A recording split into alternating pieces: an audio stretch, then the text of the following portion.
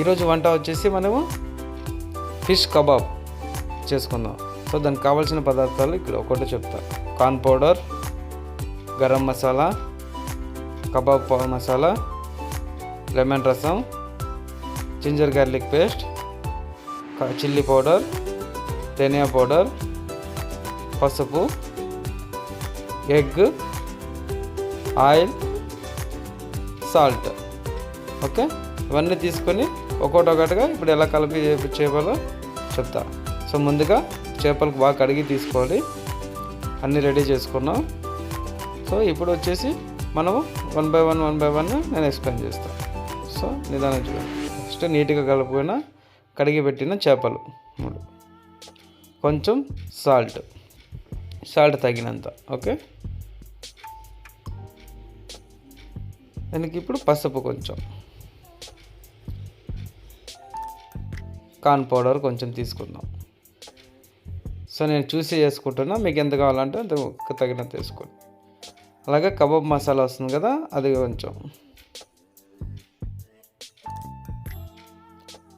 Next chilli powder,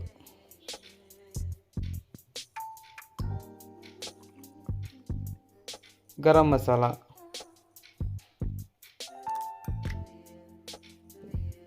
ఇది chilli powder, ఇందాక గరం మసాలా, ధనియా powder,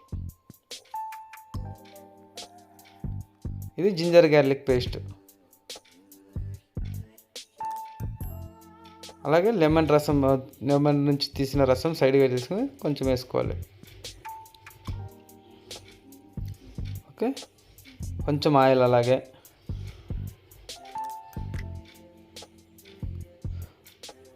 దాంతోపాటు అవన్నీ మంచిగా కలవాలంటే ఎగ్ సోనా అనేది వేసేస్తే మంచిగా మిక్స్ అవుతుంది, బాగా అంటుకుంటుంది అనమాట ఫిష్కి. సో కొత్తిమీర ఫ్లేవర్ ఏం వేసామంటే మస్తు టేస్ట్ అనేది మంచిగా వస్తుంది. సో దాని గురించి మనం కొంచెం కొత్తిమీర ఫ్లేవర్ వేస్తాం.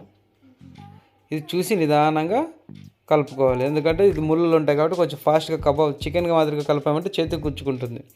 సో స్లోగా బాగా నీట్గా అంటుకునేలాగా కలుపుకోవాలి. ఓకే, ఇలా కలుపుకున్న దాన్ని ఒక 30 to 45 minutes వరకు అలాగే సైడ్ పెట్టేసేయాలి. అప్పుడు మనకి నీట్గా దానికి బాగా మసాలా అనేది ఫిష్ లోపల బాగా అంటుకుంటుంది. ఎంత బాగా టైం పెట్టి బాగా అంటుకుంటుందో అంత బాగా టేస్ట్గా వస్తుంది. ఓకే, ఇప్పుడు ఒక బౌల్లో ఆయిల్ తీసుకొని వేడి చేస్తూ గ్యాస్ స్టవ్ ఆన్ చేయాలి ఫస్ట్ ఆఫ్ ఆల్. ఓకే, ఎంత కావాలంటే అంత ఆయిల్ తీసుకొని, ఎందుకంటే ఒకసారి యూజ్ చేసిన ఆయిల్ వేరే వాటికి యూజ్ చేయలేము, అంత బాగుండదు ఫిష్ చేసింది. సో బాగా వేడెక్కింది ఆయిల్లో ఇట్లా బాగా కలుపుకొని స్లోగా నిదానంగా వేసుకోవాలి, లేదంటే ఒక్కసారిగా చిట్లుతుంది ఆయిల్ అన్నది. అలాగా స్లోగా వేసుకోవాలి, లేదంటే ఒక్కసారి చేతికి అంతగా ఎగురుతుంది. ఓకే, ఇలాగ నిదానంగా నీట్గా తిప్పుకుంటే బాగా వేడెక్కిన ఆయిల్ వేసినామంటే తొందరగా అయిపోద్ది. చూడండి ఎంత బాగా ఉంటుందో.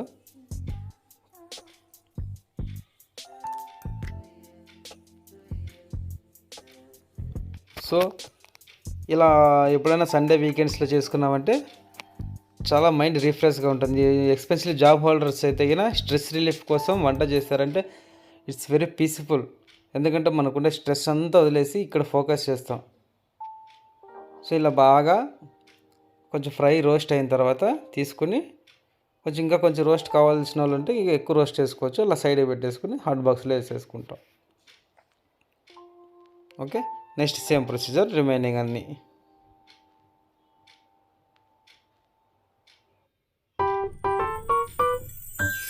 ఓకే, సో ఈ బౌల్ పెద్దది ఉండడం వల్ల రెండు కూడా వేసుకోవచ్చు. మనకు ఆయిల్ టైం అంతా సేవ్ అయిపోద్ది.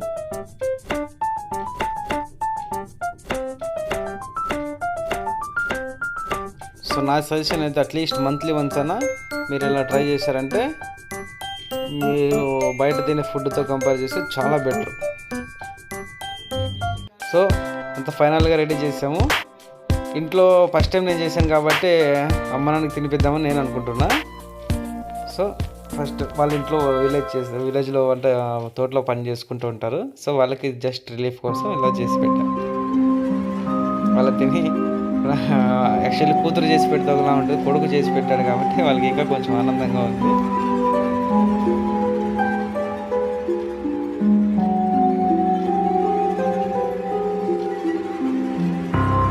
సో వాళ్ళు ఎంత హ్యాపీగా ఉన్నారో తెలియదు కానీ వాళ్ళకి తినిపించడం వల్ల మేము కూడా చాలా హ్యాపీగా ఉన్నాం.